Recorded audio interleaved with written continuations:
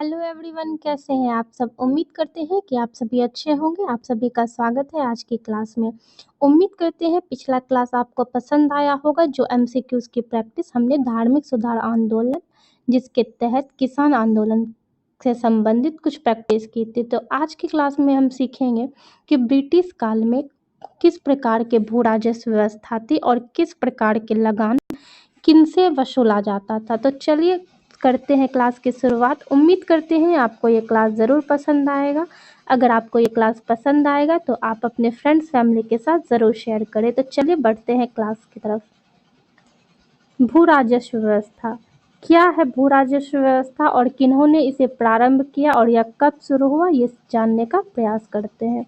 भू राजस्व व्यवस्था 1757 के प्लासी के युद्ध के बाद अंग्रेजों द्वारा भू राजस्व वसूल करना प्रारंभ किया गया। तो ये जो वसूल किया गया, ये कब किया गया? ये 1757 में। किस युद्ध के बाद? तो प्लासी के युद्ध के बाद शुरू किया गया। सर्वप्रथम 1772 में वारन हेस्टिंग्स ने बंगाल में द्वैत शासन समाप्त कर भू राजस्व वसूल करना शुरू किया। प्रश्न अगर आए तो द्वैत शासन किन्होंने समाप्त किया? तो वारन हेस्टिंग्स ने। कब समाप्त किया? तो 1772 में। उन्होंने द्वैत शासन को समाप्त कर कौन सी व्यवस्था शुरू की? तो भू राजस्व वसूल करना शुरू किया। 1772 में वारन हेस्टिंग्स ने पंचवर्षीय बंदोबस्त लागू किया, जिसके तहत प्रत्येक क्षेत्र का कर राजस्व 5 वर्ष के लिए निर्धारित किया गया। 1772 ईस्वी में वारन हेस्टिंग्स जी ने 5 वर्ष के लिए कर का जो दर था वो एक निर्धारित कर दिया और वो 5 वर्ष तक बदला नहीं जा सकता था। ना ही उसमें बढ़ोतरी कर सकते थे, ना ही उसमें कोई कमी या कोई परिवर्तन कर सकते थे। 1777 में जब वह व्यवस्था समाप्त हुई, जब 72 में ये पंचवर्षीय योजना शुरू हुआ, 77 में ये समाप्त हो गया। जब ये समाप्त हुई तब उसके जगह इसने 1 वर्षीय व्यवस्था लागू किया और जिसके तहत राजस्व प्रति वर्ष निर्धारित होता था। अर्थात जब 5 वर्षीय योजना के तहत था तो 5 वर्ष तक कोई भी परिवर्तन नहीं होता था और वो कर का जो दर था वो 5 वर्ष के लिए निर्धारित होता था। लेकिन जब 1777 में पंचवर्षीय बंदोबस्त समाप्त हुआ, उसके बाद 1 वर्षीय व्यवस्था लागू किया, जिसके तहत राजस्व जो है प्रति वर्ष निर्धारित होता था और हर एक साल में बदलाव और उसमें जो भी परिवर्तन होता था वो किया जाता था। तो चलिए, ये थी भू राजस्व व्यवस्था। उम्मीद करते हैं आपको अच्छे से समझ आया होगा। अगले पे चलते हैं। नेक्स्ट है भू राजस्व व्यवस्था। कितने तरह की यह व्यवस्था थी? तो सबसे पहले इसमें 3 प्रकार की थी: अस्थाई बंदोबस्त, रैयतवाड़ी बंदोबस्त, महालवाड़ी व्यवस्था। इसको हम लोग एक एक करके जानने का प्रयास करेंगे। तो चलिए पहले हम लोग देखते हैं कि अस्थाई बंदोबस्त क्या था। देखिए, अस्थाई बंदोबस्त में जो कर लिया जाता था वो 11 का 10वां हिस्सा अंग्रेज को और 11 का 1 हिस्सा जमींदार को। चलिए इसको एक एग्जाम्पल से हम समझने का प्रयास करते हैं। मान लीजिए अगर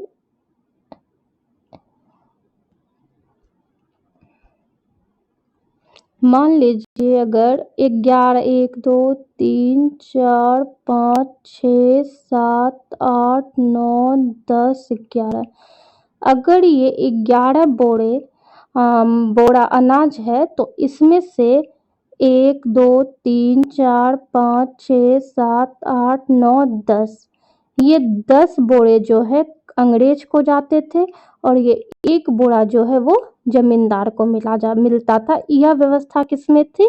यह व्यवस्था अस्थाई बंदोबस्त में थी, जिसमें 11 का 10वां हिस्सा अंग्रेज को जाता था और 1 हिस्सा जमींदार को जाता था। उम्मीद करते हैं आप इसमें कर को समझ पाए होंगे।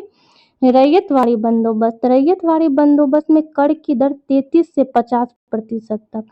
इसमें जो है पहले 33% थी और उसके बाद बढ़ा के उसके बाद 33 से 50 कर दी गई। महलवाड़ी बंदोबस्त में था कि पहले उपज का 66% बाद में कम करके 50% किया गया। इसमें पहले 66% लिया जाता था और बाद में 50% किया गया। ये आप ज़रूर याद रखें क्योंकि किसी-किसी क्वेश्चन एग्ज़ाम्स में ये पूछे जाते हैं कि रैयतवाड़ी बंदोबस्त में कर कितना प्रतिशत लिया जाता था या फिर महलवाड़ी व्यवस्था में कर की दर क्या थी। अब एक-एक करके हम तीनों को अच्छे से समझने का प्रयास करेंगे और इसके जो भी इम्पोर्टेंट एमसीक्यूज़ होंगे वो हम अगले क्लास में करेंगे। तो देखिए अस्थायी बंदोबस्त। तो चलिए शुरू करते हैं। अस्थायी बंदोबस्त। अस्थायी बंदोबस्त के जनक लॉर्ड कॉर्नवालिस थे। पहला ही ये प्रश्न अच्छे से याद रखिएगा कि अस्थायी बंदोबस्त के जनक कौन थे? Lord Cornwallis. इसे 1790 ईस्वी में अस्थायी तौर पर लाया गया लेकिन 1793 में अस्थायी कर दिया। अगर अस्थायी तौर पर देखा जाए तो उसे 1790 में ही लाया गया था लेकिन इसे अस्थायी रूप से 1793 में किया गया। अगर प्रश्न रहे कि अस्थायी बंदोबस्त व्यवस्था कब से शुरू की गई तो हमारा आंसर 1793 होगा।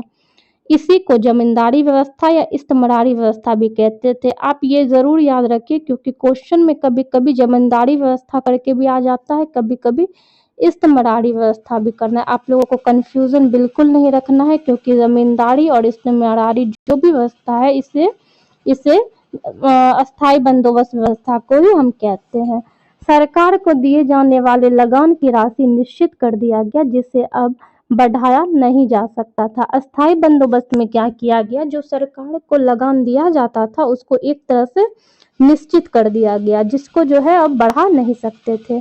भूमि की निश्चित की गई राशि के अलावा सरकार को कोई और कर या नजराना आदि जमींदारों को नहीं चुकाना होता था। इस बंदोबस्त में ऐसा होता था कि सरकार को जितने भी कर निश्चित कर दिए जाते थे उससे कुछ भी ज़्यादा या कम नहीं देना पड़ता था क्योंकि उसका जो भी कर निश्चित था बस उतना ही देना होता था। किसानों और जमींदारों के आपसी विवादों में सरकार कोई हस्तक्षेप नहीं करेगी ऐसा कहा गया था। अस्थायी बंदोबस्त में ऐसा होता था कि जमींदार जो है वो किसान से लगान वसूलते थे और सरकार को देते थे। इसीलिए जमींदार जो होते थे, जमींदार और किसान के बीच हमेशा विवाद बना रहता था और उस विवाद में सरकार कोई हस्तक्षेप नहीं करेगी ऐसा कहा गया था। आगे है अस्थायी बंदोबस्त होने से सरकार की आय निश्चित हो गई थी। बिल्कुल अगर कर की का दर ना बढ़ेगा ना घटेगा तो उस सरकार की आय हमेशा क्या हो जाएगी? निश्चित हो जाएगी। बार बार आंदोलन करने की परेशानी से सरकार को छुटकारा मिल गया। बार बार अगर आंदोलन करके वो कर को बढ़ाते या घटाते या कर लेना चाहते, किसान नहीं देना चाहते तो इस सब से क्या होता था? आंदोलन होता था जिस चीज से सरकार को क्या हो गया? छुटकारा मिल गया। अस्थायी बंदोबस्त होने से जमींदारों को लाभ हुआ अतः वे सरकार के स्वामी भक्त बन गए। देखिए अस्थायी बंदोबस्त जो हुआ इससे जमींदारों का लाभ हुआ। मान लीजिए अगर मैं जमींदार हूँ और मुझे सरकार को कर देना है। अगर मैं किसान से 10 रुपये कर के तौर पे ली और हमको सरकार का अगर अस्थायी किया हुआ 8 रुपये है तो 2 रुपये मुझे क्या हो गया? फायदा हो गया। इससे क्या हो गया? मैं सरकार के प्रति अट्रैक्ट हो गई और मैं उसकी स्वामी भक्त बन गई क्योंकि इसमें मेरा फायदा हो गया। नेक्स्ट है अस्थायी बंदोबस्त किसानों के हित को ध्यान में रखकर नहीं किया गया था। अधिक से अधिक राशि वसूल करने हेतु किसानों के साथ जमींदारों द्वारा कठोर व्यवहार किया जाता था। देखिए अस्थायी बंदोबस्त में लगान का दर तो अस्थायी कर दिया गया लेकिन जरूरी नहीं है कि फसल की पैदावार हमेशा एक जैसी ही रहे। तो इससे क्या होता था कि मान लीजिए अगर पैदावार कम है लेकिन लगान में तो कोई बदलाव नहीं है तो किसान परेशान रहते थे और किसान से जबरन जमींदार कर वसूलते थे तो उनका जो जमींदारों का जो व्यवहार था वो किसानों के प्रति कठोर था। सरकार ने कृषि सुधार हेतु कोई ध्यान नहीं दिया क्योंकि इससे होने वाले फायदे से उसे कोई लाभ नहीं था। सरकार तब जाकर के कृषि सुधार करती जब उनके करों में बढ़ोतरी होती। जब यहाँ पर कर निश्चित कर दिया गया था तो सरकार का कोई भी फायदा नहीं था इसलिए उसने ध्यान देना ही छोड़ दिया। बंगाल में जमींदारों और किसानों में आपसे विरोध बढ़ने लगे थे। देखिए अगर कर जो है मतलब स्थिर रहेगा, एक जैसा ही रहेगा, तो किसान जो है पहले खेती से पैदावार बढ़ेगा और वो ज़्यादा कमाएँगे तब तो कर दे पाएँगे ना। तो इस वजह से क्या होता था कि ज़मींदार जो है किसानों से कर्ज जबरन लेते थे और किसान दे पाने में सक्षम नहीं थे। तो इसलिए उन दोनों के बीच में जो है विरोध बढ़ने लगा। चलिए नेक्स्ट पे चलते हैं। उम्मीद करते हैं आपको ये सारे पॉइंट समझ में आए होंगे। आप इस वीडियो को 1 से 2 बार ज़रूर देखें। कोई भी कंफ्यूजन हो आप मुझे कमेंट्स के माध्यम में ज़रूर पूछें। नेक्स्ट है रैयतवाड़ी व्यवस्था। रैयत का अर्थ होता है किसान, इसलिए इस व्यवस्था में लगान सीधा किसान से वसूला जाता था। देखिए, अस्थायी बंदोबस्त में जमींदार से वसूला जाता था और रैयतवाड़ी व्यवस्था में किसान से वसूला जाता था। आप ये क्वेश्चन अच्छे से याद रखें कि अस्थायी में किससे कर लिया जाता था, रैयतवाड़ी में किससे लिया जाता था और महलवाड़ी में किससे लिया जाता था। अस्थायी बंदोबस्त में जमींदार से लिया जाता था, रैयतवाड़ी में किसान से वसूला जाता था। इस व्यवस्था का जनक कर्नल रीड और थॉमस मुनरो थे। कौन थे इसके जनक? कर्नल रीड और थॉमस मुनरो। इस व्यवस्था में किसानों को भूमि का मालिक माना जाता था। इसीलिए माना जाता था क्योंकि किसान खुद ही भूमि पे पैदावार करते थे, उस अनाज को बेचते थे, उससे धन कमाते थे और वही खुद ही सरकार को टैक्स देते थे, मतलब लगान देते थे। इसलिए भूमि का मालिक किसान को माना जाता था। इस व्यवस्था को मद्रास, बम्बई, असम के क्षेत्र में लागू किया गया। कहाँ किया गया? मद्रास, बम्बई और असम के क्षेत्र में। यह पूरे ब्रिटिश भारत के 51% भूभाग पर लागू हुआ। यह क्वेश्चन भी कई बार पूछा जाता है कि यह कितने भागों पर लागू किया गया, तो यह भारत के 51% भूभाग पर लागू किया गया। नेक्स्ट और अंतिम सबसे लास्ट है महालवाड़ी व्यवस्था। चलिए इसको देखते हैं। महालवाड़ी व्यवस्था क्या है? महाल का अर्थ है गांव। इस व्यवस्था के अंतर्गत कर वसूलने का अधिकार मुखिया को दे दिया जाता था। इस व्यवस्था में सबसे पहले लॉर्ड वेलेस्ली द्वारा शुरू किया गया। यह व्यवस्था उत्तर प्रदेश, मध्य प्रदेश में लागू किया गया। मुखिया कर वसूल कर सरकार को निश्चित भू राजस्व देते थे, शेष अपने पास रखते थे। देखिए, अस्थाई में जमींदार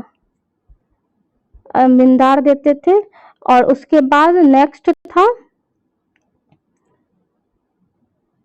किसान देते थे रैयतवाड़ी में, और महलवाड़ी में मुखिया। ये आप अच्छे से याद रखें कि किस में कौन कर देते थे। देखिए, महलवाड़ी में क्या था ना, बताते इसको एग्जाम्पल से। महलवाड़ी में क्या था? देखिए, ये है सरकार, ठीक है, और ये है मुखिया,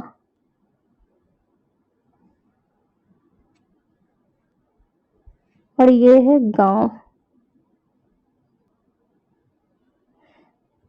रैयत महलवाड़ी में क्या होता था? इस गांव से कर मुखिया लेते थे और मुखिया फिर सरकार को देते थे। यानी कि किसान जो है खुद नहीं देंगे सरकार को और ना ही जमींदार देंगे सरकार को। इस व्यवस्था में क्या थी कि मुखिया जो है पूरे गांव से टैक्स लेते थे। जितना भी टैक्स रखा जाता था, मान लीजिए अगर 10 रुपए रखा गया है तो वो पूरे गांव से 10 रुपए पुराएंगे, चाहे वह किसी को 50 पैसे देना पड़े या किसी को 1 रुपया देना पड़े, मतलब जितना भी है उस 10 रुपया पूरा करके सरकार को देना था और जो बच जाता था वो अपने पास रख लेते थे। और इस व्यवस्था को शुरू किसने किया था? लॉर्ड वेलेस्ली ने। और इस व्यवस्था के अंतर्गत कर वसूलने का अधिकार मुखिया को दिया जाता था। महलवाड़ी में मुखिया को, रैयतवाड़ी में किसान को और अस्थाई में जमींदार को। आशा करते हैं कि आपको ये सारे पॉइंट समझ में आए होंगे। सारे लाइंस, एक एक लाइन से क्वेश्चंस पूछे जाएंगे। उम्मीद करते हैं कि आप इस क्लास को 1 से 2 बार देख के सारे डाउट्स को क्लियर करेंगे। ये सीटेट ही नहीं बल्कि सभी अन्य परीक्षाओं में भी इम्पोर्टेंट है। आप जरूर इसको पढ़ें। कोई भी क्वेरीज होगी तो आप जरूर मुझे कमेंट्स के माध्यम में जरूर पूछें। मिलते हैं नेक्स्ट क्लास में। अगर आपको ये क्लास पसंद आएगा तो आप इस क्लास को लाइक करें, आप अपने कमेंट्स जरूर हमारे साथ साझा करें, चैनल को सब्सक्राइब करें, बेल आइकन को प्रेस करना बिल्कुल ना भूलें। आप हमारे टेलीग्राम ग्रुप में भी जुड़ सकते हैं, मैं उसका लिंक डिस्क्रिप्शन बॉक्स में ज़रूर दे दूंगी। आप इस ईमेल आईडी के माध्यम से भी हमारे साथ जुड़ सकते हैं। तो चलिए मिलेंगे नेक्स्ट क्लास में नए टॉपिक के साथ। तब तक के लिए अपना ध्यान रखिए, अच्छे से पढ़े। Bye bye, take care, see you soon.